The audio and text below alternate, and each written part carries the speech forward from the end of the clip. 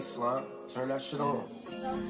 Alam ko naman sa ngayon na hindi ka pa handang sumugal sa itong sitwasyon, makipagrelasyon. Ang daming tanong sa isipan kung paano ko ba malunasan. Sugatan mong pusong masyadong dinurog ng taong lubos mong ingatan na nga kung minsan na hindi kayo iiwanan. Palaging nandyan ko pagkakailangan, subalit ngayon ay biglaan lumisa pagkat bumalik na raw ang pinakamahal niyang kasintahan.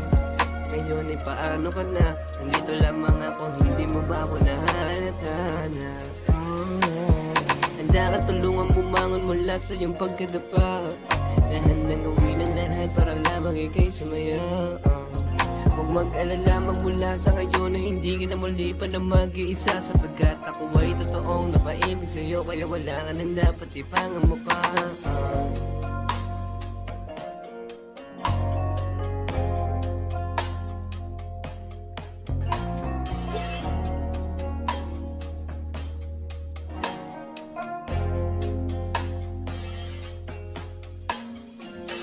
Ano ba nangyari? Bakit ganito?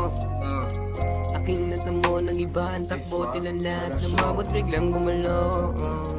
Di maunawaan kung bakit pinagdurusahan ko ang mga bagay na di ko namang kasalanan.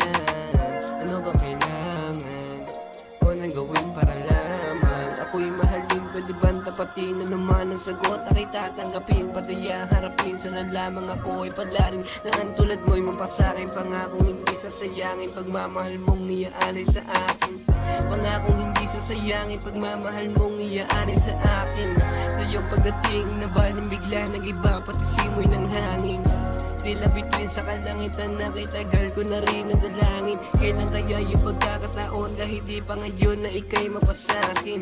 Huwag mag-alala dito mag-iiba, para sa'yo malinis ang aking hangarin. Kahit pa mapagod ang mga paay pipilitin buhatin para lang ikaw ay dalawin. Para lang ikaw ay dalawin.